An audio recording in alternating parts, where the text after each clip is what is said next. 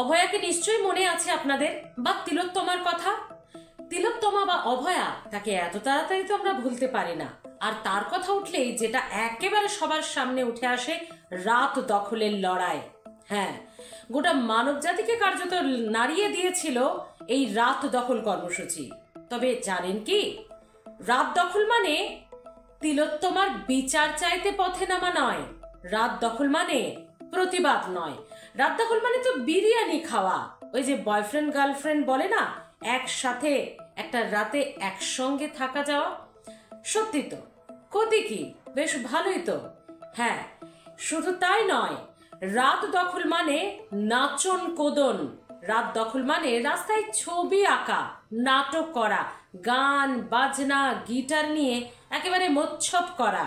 রাত দখল মানে কিন্তু এটাই। সন্তানহারা মা বাবার শোককে মুনাফা লাভ করতে বা রাজনৈতিক ফায়দা তুলতে বিক্রি করা।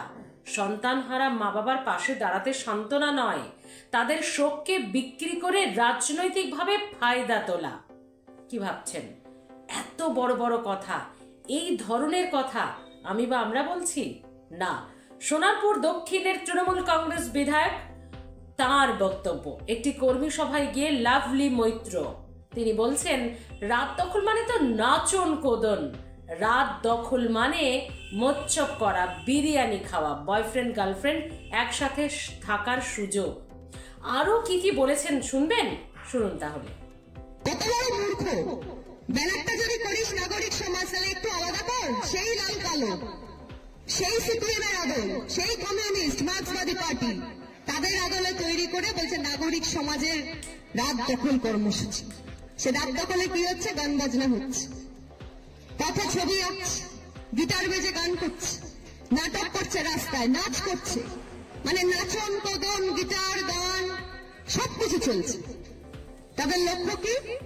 তিলোত্তমার নাকি বিচার চাই। তিলোত্তমার বিচার নয়, তিলোত্তমার মা বাবার কষ্ট যন্ত্রণা, তাদের সন্তান হারা শোক, সেটাকে বাজারে বিক্রি করা, রাজনৈতিক মুনাফা তৈরি করা, রাজনৈতিক লাভ, এবং তার সাথে সাথে কি নিজেদের একটু আনন্দ ফুর্তি।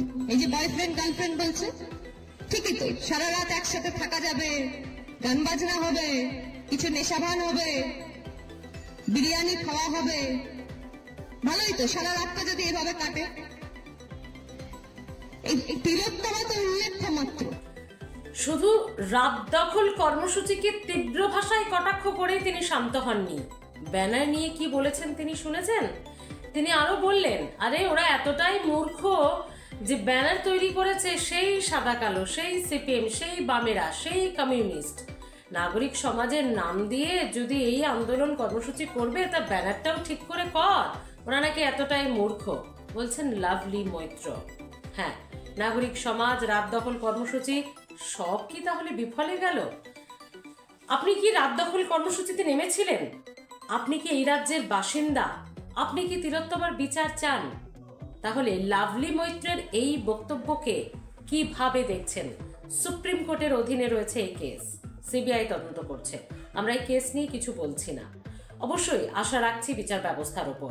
তবে এই বিচার পেতে এবং এই বিচার যাতে তড়িঘড়ি হয়, দোষীদের যাতে উপযুক্ত শাস্তি হয়, লাখো লাখো মানুষ রাস্তায় নেমেছিল, দিনের পর দিন রাত দখল করেছিল, রাস্তা দখল করেছিল। এখনো শেষ হয়নি, মাঝে মধ্যে এখনো পর্যন্ত ছোট ছোট জায়গায় জমায়েত করে সেই রাত দখল কর্মসূচি না হলেও অন্তত প্রতিবাদ আন্দোলন হয় একই ধাঁচে, কবিতা, গান, বিদ্রোহী গান। একেবারেই সেটা কোনো মেলোডিয়াস রোম্যান্টিক সং নয়, সেই বিদ্রোহী প্রতিবাদী কণ্ঠের গান, ছবি আঁকা, যেগুলোকে গ্রাফিতি বলে। লাভলি মৈত্র বললেন রাস্তায় ছবি আঁকা, কিন্তু তিনি ভুলে গেলেন গ্রাফিতির কথা। ইতিহাস সাক্ষী রয়েছে এই গ্রাফিতি কিন্তু একটা সময় শাসন ব্যবস্থাকে নড়িয়ে দিয়েছিল। ইতিহাস সাক্ষী রয়েছে এই গ্রাফিতি কিন্তু বড় বড় আন্দোলনের সাক্ষী, বড় বড় আন্দোলনের হাতিয়ার। তাহলে এই রাস্তায় ছবি আঁকা বলে গ্রাফিতিকে তিনি কতটা ছোট করলেন? নাকি লাভলি মৈত্র গ্রাফিতির বিষয়টি পুরোটা হয়তো জানেনই না। আপনাদের কাছে বেশ কিছু প্রশ্ন রাখবো আজকে। আপনারা রাত দখল দেখেছেন, আপনারা অভয়ার বিচার চান, দোষীদের কঠোর শাস্তি চান। একটা বিষয় বলুন তো, লাভলি মৈত্র একজন মহিলা বিধায়ক হয়ে তিনি কি একথা ঠিক করে বললেন? তার মন্তব্য, তার বাচনভঙ্গি, তার শব্দচয়ন কি ঠিক?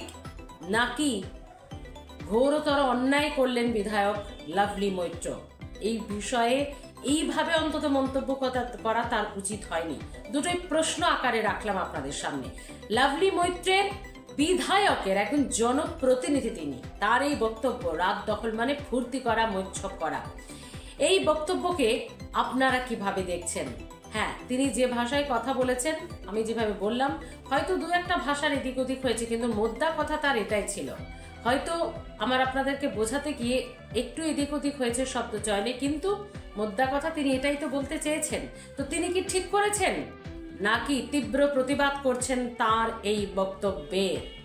অবশ্যই জানাবেন। আপনাদের কমেন্টের আশায় থাকলাম, কমেন্ট করতে ভুলবেন না। কিভাবে দেখছেন লাভলি মৈত্রের এই বক্তব্যকে এবং রাত জাগা কর্মসূচিকে এইভাবে ব্যাখ্যা? রাজ্যের মানুষ যেভাবে নেমেছিল প্রতিবাদে, আন্দোলনে, সেখানে রাজ্যেরই একজন জনপ্রতিনিধি হয়ে কিভাবে দেখছেন অবশ্যই জানাবেন, কমেন্ট করতে ভুলবেন না। ভালো থাকুন।